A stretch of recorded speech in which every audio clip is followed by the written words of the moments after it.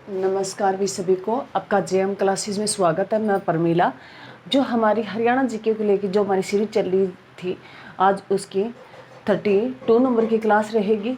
इससे पहले 31 क्लास आ चुकी है भी, और बिल्कुल छोटे छोटे टॉपिक है। मैंने 10-15 मिनट से वीडियो ज़्यादा नहीं है, अभी 20-25 मिनट की है, तो उसमें मैंने 2-3 बार रिवीजन भी की है। तो ये ध्यान रखना भी, जो पीछे वाली 31 क्लास जरूर है। देखिए, आज जो हमारा टॉपिक रहेगा वो हरियाणा से संबंधित अनुसंधान भी, जो एग्जाम में बहुत बार है पूछे जाते हैं। रिसर्च सेंटर है ये, जो है भी हरियाणा में कहाँ कहाँ पढ़ते हैं। सबसे ज़्यादा तो अगर अनुसंधान की बात करें तो ऑलमोस्टली करनाल में ही पढ़ते हैं। तो हम एक एक करके पढ़ेंगे। तो हम अपनी क्लास शुरू करते हैं भी। जय माँ सरस्वती का नाम सभी बच्चे जरूर ले भी। हरियाणा जीके में आज जो हमारी हरियाणा में अनुसंधान भी वो पढ़ेंगे, और हमारी क्लास रहेगी वो 32 की रहेगी। 32 नंबर हमारी क्लास रहेगी, और यहाँ से एक क्वेश्चन पक्का आता है भी, श्योरली आता है। और ये जितने भी मैंने क्वेश्चन लिखे हैं ये किसी ना किसी एग्जाम में आए हुए क्वेश्चन है भी। जितने ये क्वेश्चन मैंने लिखे हैं यहाँ पे, ये जितने किसी ना किसी एग्जाम में आए हुए हैं, PYQ है, ये सोच लेना भी। तो ये ध्यान रखना भी। हरियाणा में अनुसंधान के अंदर जो अनुसंधान है भी, जो रिसर्च सेंटर है हरियाणा में कौन कौन से हैं। तो पहले अगर हम बात करें फर्स्ट भी, राष्ट्रीय डेयरी अनुसंधान संस्थान भी, राष्ट्रीय डेयरी रिसर्च इंस्टीट्यूट भी, राष्ट्रीय डेयरी रिसर्च इंस्टीट्यूट है वो करनाल में है भी। करनाल में है, मैं ब्लैक पेन से कर देती हूँ भी। करनाल में है, करनाल में स्थित है। और ये करनाल में स्थित है, 1955 में किया गया था। 1955 में ये करनाल में स्थित स्थापित है किया गया था। ये राष्ट्रीय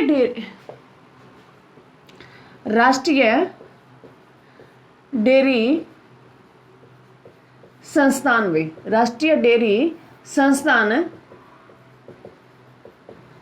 इसकी स्थापना जो की गई थी, राष्ट्रीय डेयरी संस्थान है, इसकी स्थापना जो की गई थी वो 1923 में की गई थी भी। राष्ट्रीय डेयरी संस्थान, जो डेयरी फार्म की जो स्थापना की गई थी वो 1923 में की गई थी। और 1923 में ये कहाँ की गई थी, ये बेंगलुरु में की गई थी भी। कहाँ की गई थी, बेंगलुरु में की गई थी। ये ध्यान रखना भी, बेंगलुरु में की गई थी। एग्जाम में क्वेश्चन आ चुका है भी। जो करनाल में जो डेयरी अनुसंधान केंद्र है, ये पहले कहाँ था भी, पहले ये जब इसकी स्थापना की गई, राष्ट्रीय डेयरी संस्थान, जो डेयरी फार्म की जो स्थापना की गई थी वो सबसे पहले कहाँ की गई थी, ये सबसे पहले जो की गई थी वो बेंगलुरु में 1923 में की गई थी। और 1955 में इसको करनाल में शिफ्ट कर दिया गया। इसका नाम बदला गया राष्ट्रीय डेयरी अनुसंधान संस्थान भी। राष्ट्रीय डेयरी रिसर्च इंस्टीट्यूट है, इसकी स्थापना करनाल में कर दिया गया भी। इसी को करनाल में शिफ्ट कर दिया गया था भी।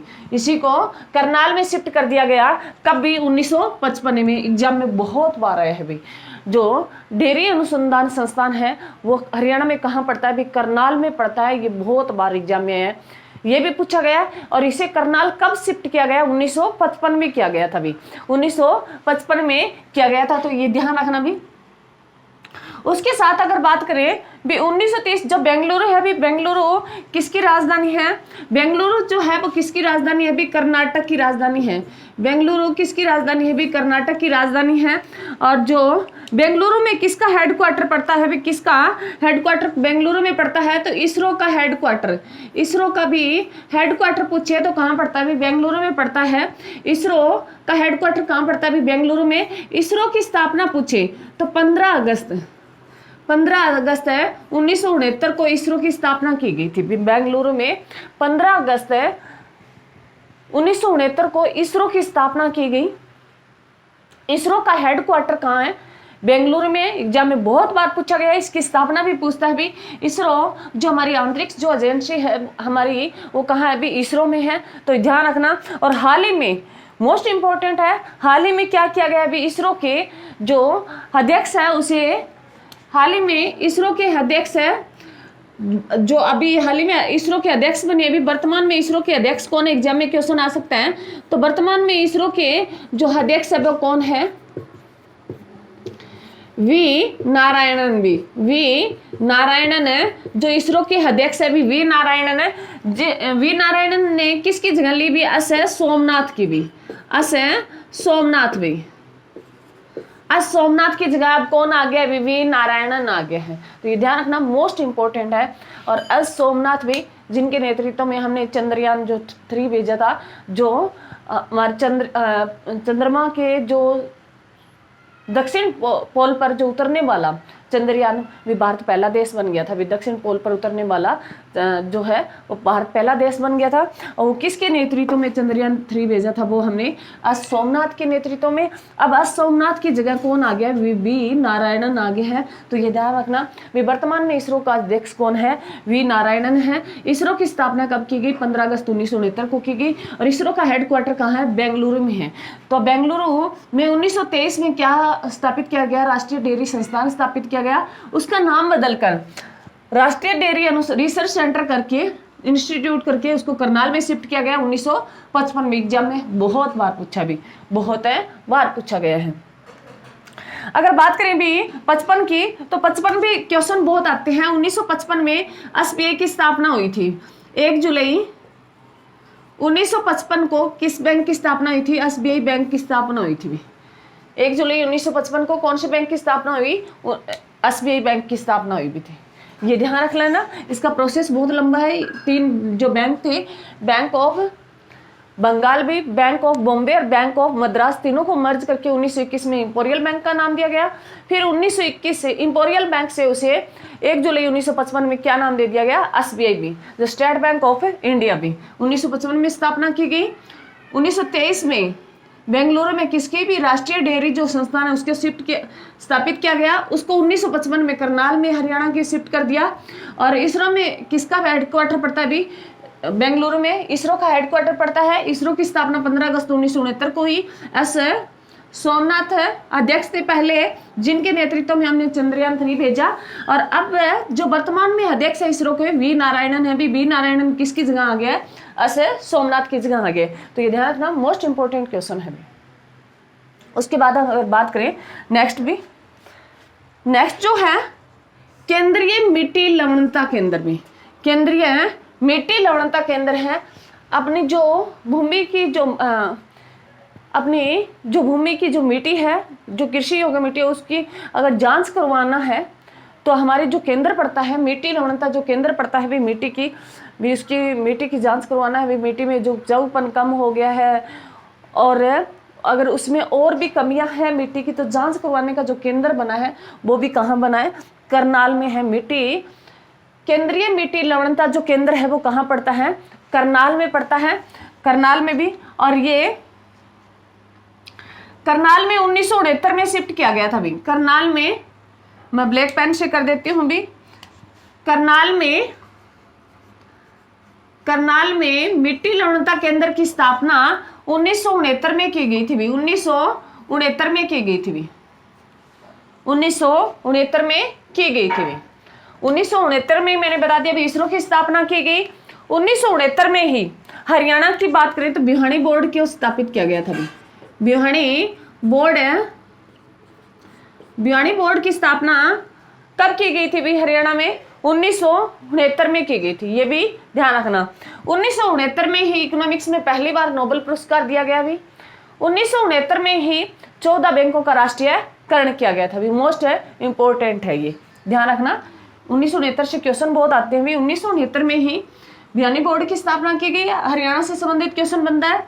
और 1969 में इसरो की स्थापना की गई। 1969 में इकोनॉमिक्स में पहली बार नोबेल पुरस्कार दिया गया। 1969 में ही 14 बैंकों का राष्ट्रीयकरण किया गया था। तो ध्यान रखना। भी केंद्रीय मिट्टी लवणता जो केंद्र है वो कहाँ है? करनाल में है। 1969 में इसे स्थापित किया गया था। उसके बाद अगर बात करें भी गेहूं अनुसंधान है संस्थान, भी गेहूं रिसर्च सेंटर है, जिनकी अलग अलग वेराइटियां जहां रिसर्च की जाती है। भी अलग अलग वेराइटियां बनाई जाती है गेहूं से संबंधित है।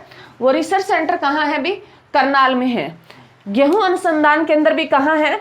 करनाल में है। मोस्ट इंपोर्टेंट अभी एग्जाम में बहुत बार पूछा गया है। गेहूं अनुसंधान केंद्र भी कहाँ है? करनाल में है।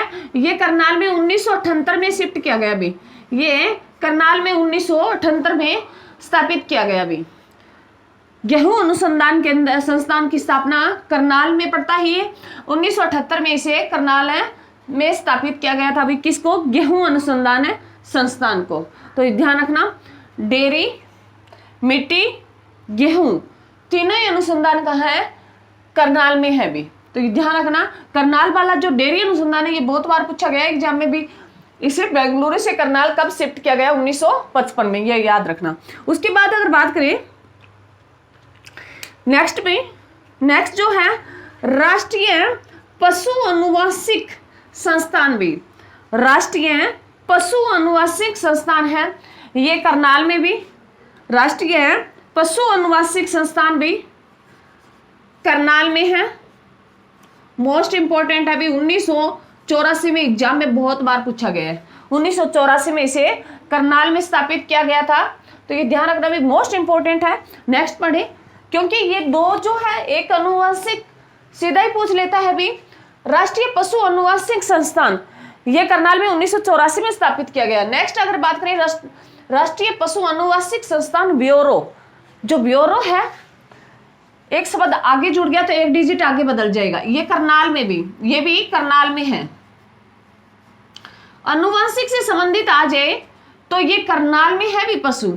और 1985 में स्थापित किया गया। भी ये कब किया गया? 1985 में स्थापित किया गया, ये ध्यान रखना। भी राष्ट्रीय पशु अनुवांशिक संस्थान ब्यूरो ये करनाल में 1985 में, और राष्ट्रीय पशु अनुवांशिक संस्थान सीधा अनुसंधान पूछ रखा है तो करनाल 84 में, क्योंकि ये एग्जाम में पूछ लिया गया है। अभी जो संस्थान सीधा पूछ ले करनाल 84 में, संस्थान के साथ ब्यूरो दे दे अनुवांशिक तो करनाल है ये 1985 में। जिला सेम है परंतु सन अलग अलग है। भी संस्थान को ब्यूरो बनाया गया वो 1985 में, तो ये ध्यान रखना। आगे और आएंगे जो आपको रिलेट करके बताऊंगी। आगे जो है नेक्स्ट दिया है। भी नेक्स्ट जो दिया है केंद्रीय भैंस अनुसंधान। भी केंद्र है, केंद्रीय भैंस अनुसंधान है केंद्र। भी जो सेंट्रल जो बेफलो रिसर्च है जो सेंटर है ये कहाँ पड़ता है? भी हिसार में पड़ता है। ये कहाँ पड़ता है? भी हिसार में पड़ता है। ये हिसार में पड़ता है। भी मोस्ट इंपॉर्टेंट है। 1985 में स्थापित किया गया। 1985 में स्थापित किया गया। भी देखो भी यहाँ इनमें बहुत बच्चे कंफ्यूजिंग होते हैं। इसके बाद एक और पढ़ लो, केंद्रीय असो अनुसंधान। केंद्रीय असो अनुसंधान केंद्र में जो है सेंट्रल जो हॉर्स है रिसर्च जो सेंटर है ये भी कहाँ स्थापित है? भी ये हिसार में है। भी ये कहाँ स्थापित है? भी हिसार में है। ये भी कहाँ है? हिसार में है। भी और हिसार में इसे 1986 में, भी 1986 में ये जो मैंने चार बताई भी पहले ध्यान से सुनो। भी एग्जाम में 100% 100% आएगा। राष्ट्रीय पशु अनुवांशिक संस्थान है, अनुवांशिक संस्थान पूछ ले तो करनाल में पड़ता है। अगर भैंस अनुसंधान पूछ ले तो भैंस या घोड़ा अनुसंधान असो अनुसंधान पूछ ले, घोड़ा नहीं आएगा। भी असो पूछता है एग्जाम में, हॉर्स पूछ लेता है इंग्लिश में लिखा था। तो ये ध्यान रखना, भैंस अनुसंधान और असो अनुसंधान दोनों कहाँ पढ़ते हैं? हिसार में पढ़ते हैं। पहले भैंस से याद रख लेना भाई, पहले भैंस आई ये 85 में एग्जाम में बहुत बार पूछा गया है। और ये हर एग्जाम में आया, पीछे डी ग्रुप के हुए हैं उनमें आया है, सीटी में आया है, उससे पहले 2018 की भर्ती जो ग्रुप डी का हुआ है उसमें आया है, तो कलर की भर्ती पीछे हुई थी उसमें क्वेश्चन आया है। बहुत बार एग्जाम में पूछा गया, हर शिफ्ट में पूछता है। भी एक शिफ्ट में ये आता है तो नेक्स्ट शिफ्ट में ये देता है, कई बार इनका सन पूछ लेता है। तो जो 85 में भैंस अनुसंधान जो केंद्र है ये 85 में और असो अनुसंधान केंद्र है वो 86 में।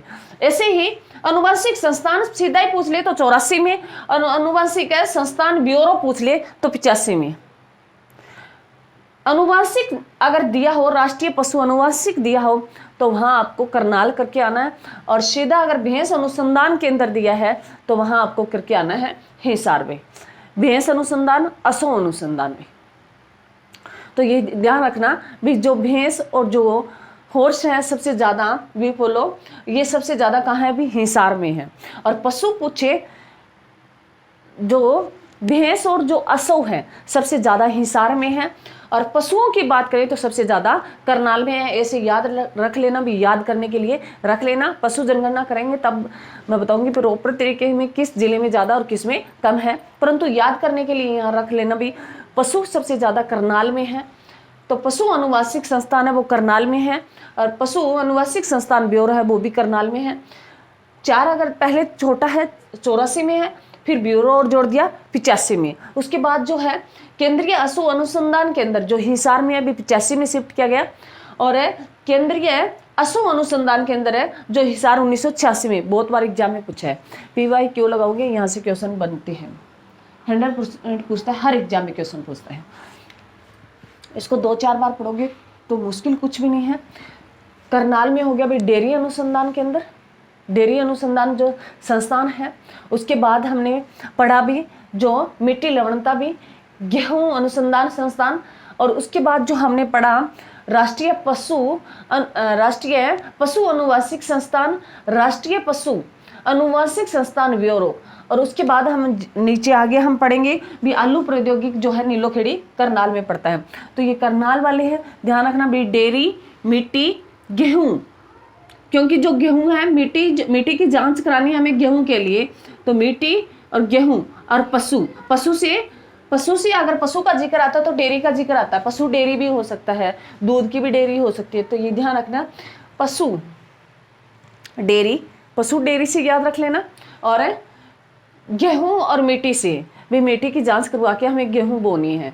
तो ये सब जो है केंद्र कहाँ पड़ते हैं, करनाल में पड़ते हैं, भी करनाल में पड़ते हैं। उसके बाद अगर ध्यान रखें अगला भी जो सबसे ज़्यादा भैंस और जो घोड़े हैं असौ है सबसे ज़्यादा कहाँ पड़ते हैं भी, हिसार में पड़ते हैं। भैंस और असौ हैं सबसे ज़्यादा कहाँ पड़ते हैं भी, हिसार में। भैंस और असौ दोनों ही पड़ते हैं, और पशु सबसे ज़्यादा अगर बात करें तो करनाल में पड़ते हैं। उसके बाद अगर बात करें नेक्स्ट भी राष्ट्रीय से संबंधित है पोस्ट मैनेजमेंट शोध केंद्र में। राष्ट्रीय संबंधित पोस्ट मैनेजमेंट शोध केंद्र ये फरीदाबाद में पड़ता है। भी मैनेजमेंट का आ जाए क्योंकि हमारा जो है औद्योगिक नगरी है वो फरीदाबाद को बोला जाता है। भी फरीदाबाद को क्या बोला जाता है, औद्योगिक नगरी। तो जहाँ उद्योग ज़्यादा होंगे वहाँ ही मैनेजमेंट की ज़्यादा ज़रूरतें पड़ेगी।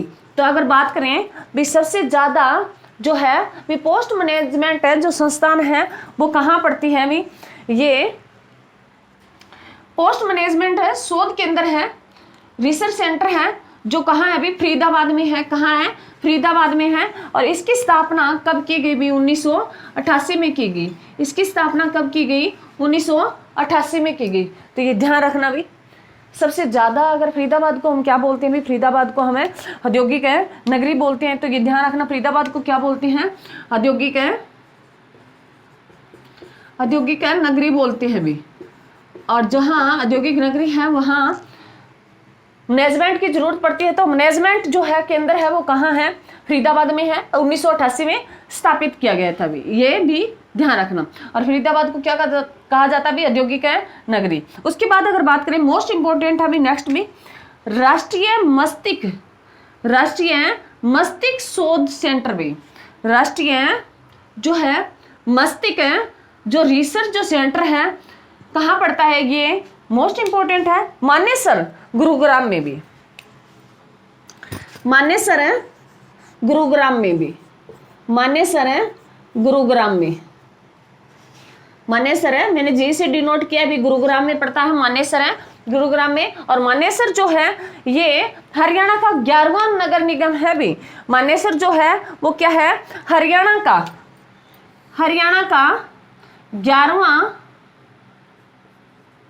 का 11वां नगर निगम है। भी ये भी ध्यान रखना निगम है।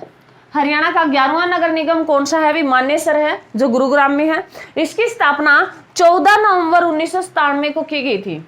14 नवंबर 1997 को की गई थी।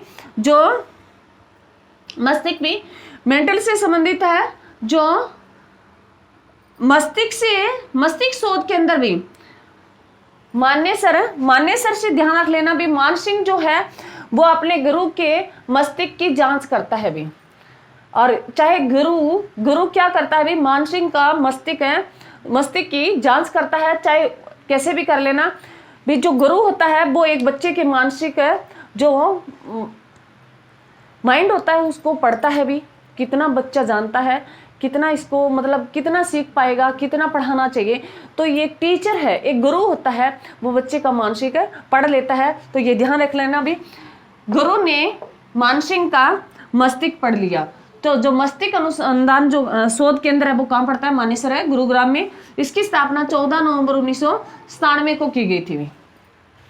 उसके बाद भी जो जब भी झज्जर का नाम आता है, मैं ये क्वेश्चन बताती हूँ भी, जो कैंसर संस्थान है और राष्ट्रीय हृदय अनुसंधान भी, कैंसर संस्थान है और राष्ट्रीय हृदय अनुसंधान भी, जो हार्ट है रिसर्च है भी, ये भी काम पड़ता है। ये हरियाणा के झज्जर बाड़सा में पड़ता है भी। मैंने बहुत बार ये क्वेश्चन बताया है, एग्जाम में बहुत बार पूछा गया है भी। बाड़सा जो कहाँ पड़ता है भी, बाड़सा जो झज्जर में पड़ता है भी। बाड़सा कहाँ पड़ता है, झज्जर में पड़ता है। इसकी स्थापना 2013 में की गई थी भी। कैंसर अनुसंधान जो अगर पूछे संस्थान जो कहाँ है भी, ये दिल्ली एम्स की एक ब्रांच है भी, बहुत बड़ा है ये। और हमारे ये हरियाणा के बाड़सा झज्जर में स्थापित किया गया है 2013 में भी। तो ये ध्यान रखना, मोस्ट इंपोर्टेंट है, बहुत बार एग्जाम में पूछा गया है। झज्जर भी जिसे शहीदों का शहर है कहा जाता है भी। उसके बाद जो अंतिम नेक्स्ट है भी आलू प्रौद्योगिक केंद्र है, वो कहाँ पड़ता है भी, नीलोखेड़ी करनाल में। आलू प्रौद्योगिक केंद्र की बात करें तो नीलोखेड़ी करनाल में स्थित है। ये नीलोखेड़ी करनाल में स्थित है। अगर आलू और गेहूं लगाने हो और मिट्टी की जांच करानी हो तो हमें कहाँ जाना होगा, करनाल जाना होगा। और पशु डेयरी हमें जाना होगा तो भी कहाँ जाना होगा, करनाल में जाना होगा। जहां आलू और गेहूं और आलू जो उत्पादन करने के लिए मिट्टी की जांच करवानी है तो हमें कहाँ जाना होगा, करनाल जाना होगा। तो गेहूं अनुसंधान केंद्र, मिट्टी अनुसंधान लवणता केंद्र और जो आलू अनुसंधान केंद्र है, और डेयरी अनुसंधान संस्थान उसके साथ है पशु अनुवांशिक संस्थान ब्यूरो। ये सभी के सभी कहाँ पढ़ते हैं भी, करनाल में पढ़ते हैं। उसके बाद है भैंस जो अनुसंधान केंद्र है, यह हिसार में पड़ता है। असो अनुसंधान केंद्र है, यह भी हिसार में पड़ता है। मस्तिष्क अनुसंधान केंद्र है वो मानेसर है, गुरुग्राम में पड़ता है। और उसके साथ जो मैंने लिखा है भी, पोस्ट से संबंधित, मैनेजमेंट से संबंधित जो शोध केंद्र है वो कहाँ पड़ता है, फरीदाबाद में पड़ता है। तो ये कुछ भी नहीं थे, बिल्कुल इजी थे भी। 5 मिनट का टॉपिक है और यहाँ से 100% क्वेश्चन आएगा। मान के चलो, यहाँ ये जितने भी मैंने बताए सारे के सारे किसी ना किसी एग्जाम में पूछे गए हैं भी। मोस्ट इंपॉर्टेंट है, इसको 2-4 बार पढ़ोगे।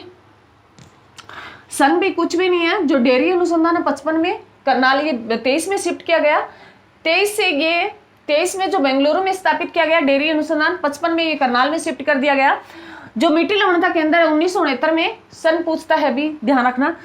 और गेहूं अनुसंधान संस्थान है ये 1978 में। और राष्ट्रीय पशु अनुवांशिक संस्थान पूछे 84 में, और ब्यूरो और लगा दे उसके साथ तो 85 में। भैंस अनुसंधान के अंदर पूछे, भैंस पहले आई भी, ऐसे याद रख लेना। तो जो 85 में, उसके बाद असो आए, उसके वो हिसार 86 में भी, 1986 में। और पोस्ट से संबंधित अगर बात करें तो 1988 में भी फरीदाबाद में। और राष्ट्रीय मस्तिष्क शोध केंद्र जो है वो मानेसर है, गुरुग्राम में भी, मानेसर है गुरुग्राम में, 97 में भी। और है कैंसर अनुसंधान जो है बाड़सा भी, झज्जर, ये 2013 में बना। और आलू जो प्रौद्योगिक है, इसका इतना नहीं है भी, आलू प्रौद्योगिक पूछ लेता है। आलू अनुसंधान केंद्र पूछे अगर भारत में तो ये शिमला में, हिमाचल में पड़ता है भी। कल इनकी बात हुई थी, मैंने बताया था। तो ये ध्यान रखना, कुछ भी नहीं है, 5 मिनट का टॉपिक है। इनको बार बार रिविजन करोगे, मोस्ट इंपॉर्टेंट है ये एग्जाम के लिए। तो मेरी वीडियो को ज़्यादा से ज़्यादा शेयर करें, लाइक कमेंट जरूर करें भी। थैंक यू भी। जय हिंद, जय भारत।